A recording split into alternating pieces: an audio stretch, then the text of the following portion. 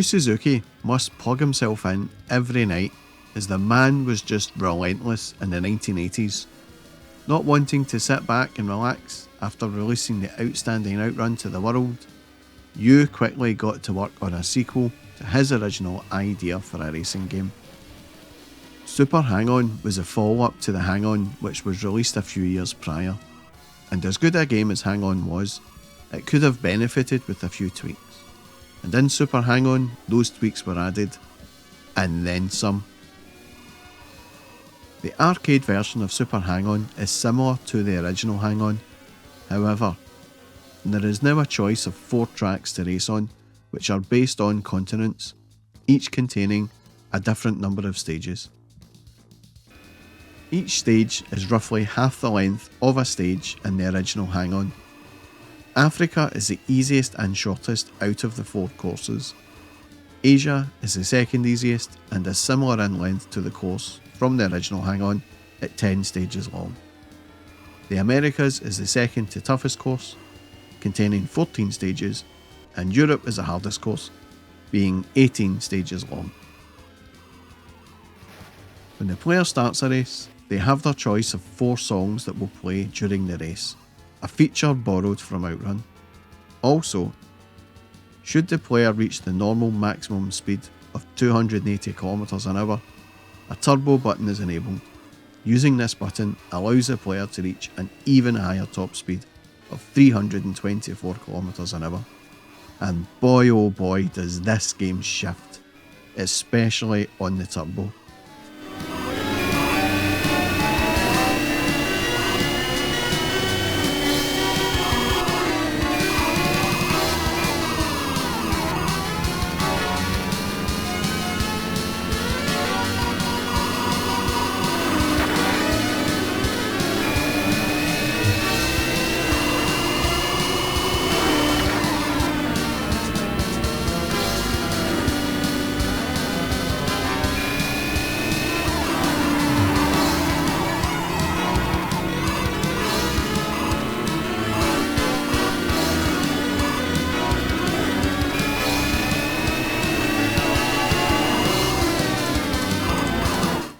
The game was plenty fast enough without the turbo, to be honest, but the turbo is certainly a welcome addition.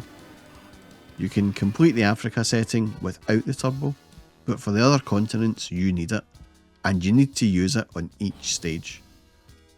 A rule of thumb is it should be approximately 30 seconds to complete each stage, and with a 15-second bonus on average at each checkpoint, you can afford to crash only once or twice through the whole race. So smooth driving is the order of the day.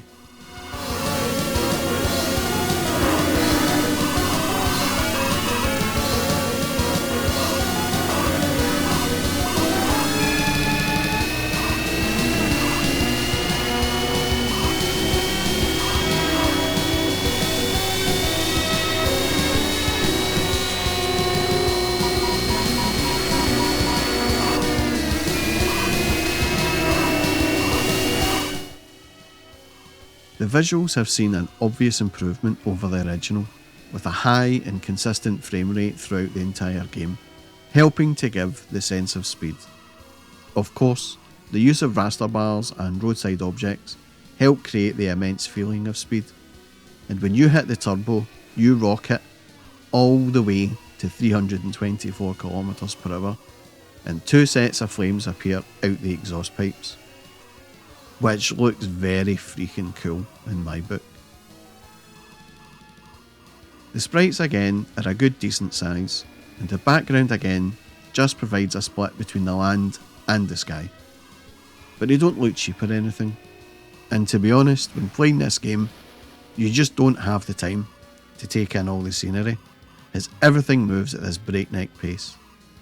This game is faster than Outrun, and that game was no slouch.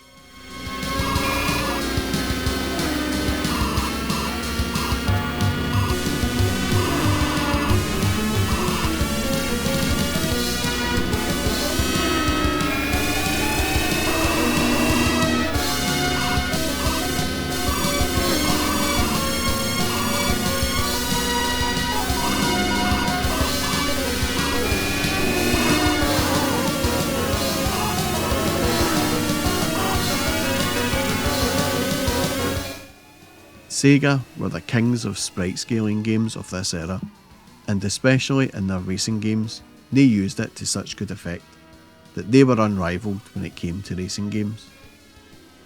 The other thing I liked about this over the original was that now the road had hills and dips.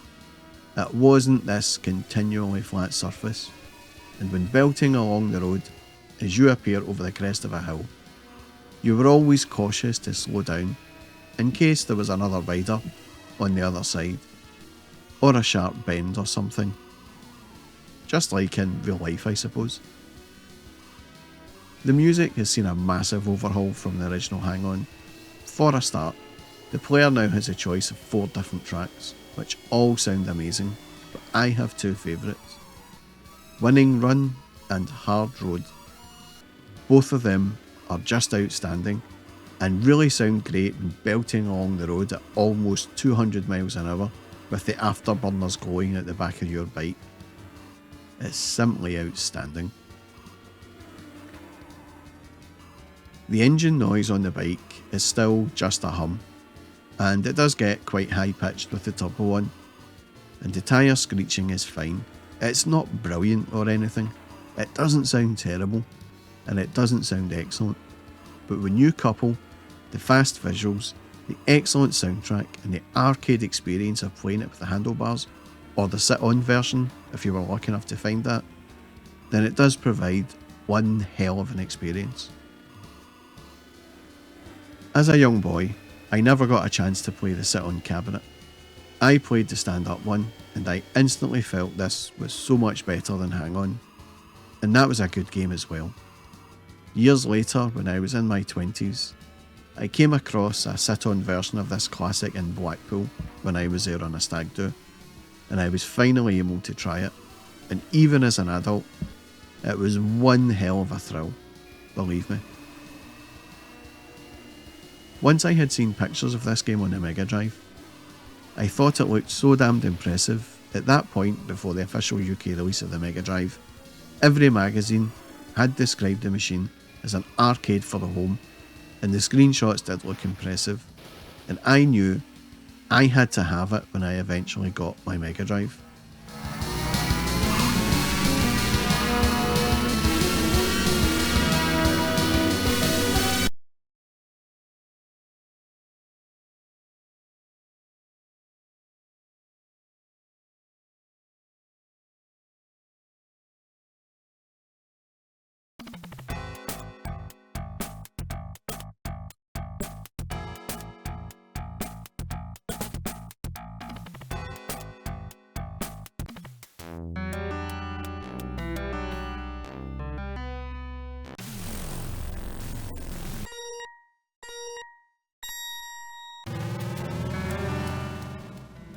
The screenshots in magazines made this game look so good, and when I got to play it, I have to say I was initially a little bit disappointed. The game moves slower than the arcade, quite a bit slower if I'm being honest, and the scenery has this choppy scrolling, and when you engage the turbo, the frame rate does pick up a little and the game does move that little bit faster, but the choppiness remains. Now, don't be hasty here and assume that I hated this game, as I didn't. In fact, I loved this game. Compared to ports of the home micro versions, this was the fastest and best looking version available, and when you get right into the race, which isn't hard as the music just pushes you on and on, then you forget about the slower pace and the choppy scrolling, and you quickly get addicted to the excellent gameplay. Visually, apart from the choppiness, this game looks every bit as good as the arcade, and almost all of the same detail is there. All the tracks, the stages, the roadside obstacles, hills, dips, crests, everything is present. And of course, the thumping great soundtracks are there, and they sound pretty much identical to the arcade.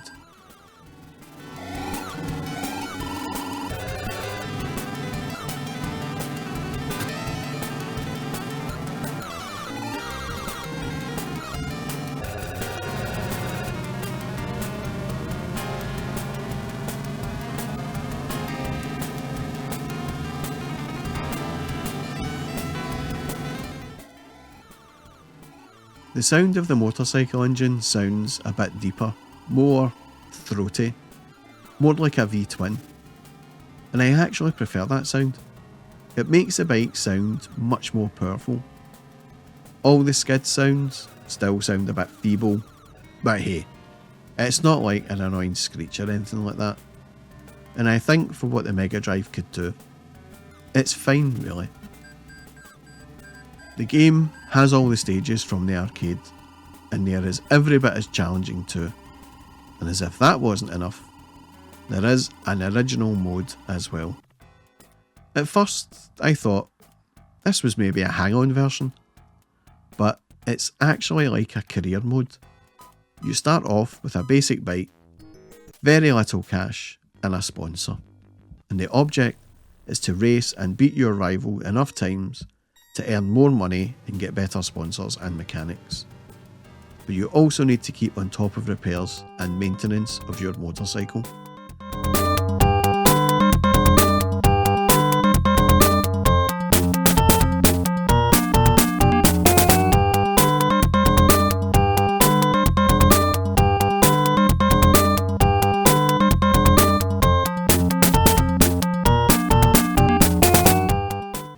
This version of the game is great, as it does extend the playability of the game, and with an approximate time of 3 hours to complete, and that's if all goes well, it will ensure you return to the game.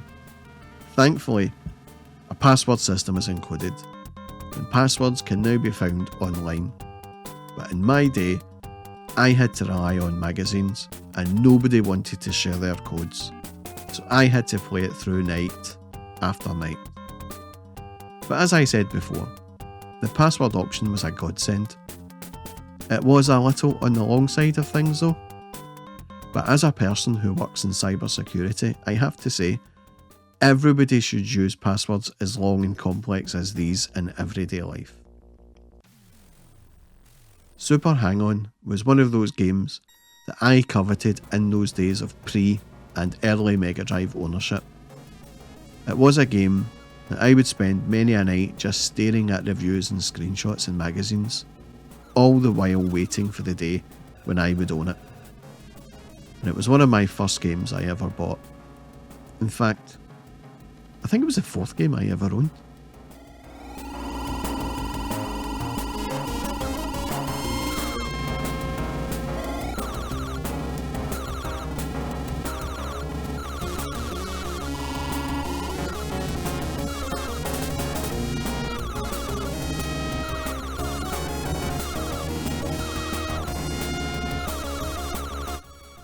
These days, it appears everywhere on emulation, and even on greatest hit cartridges, like this one I have here. As you can see, it shares its space with some great company. Well, apart from Italia 90. That game was awful. How the hell did that get in there?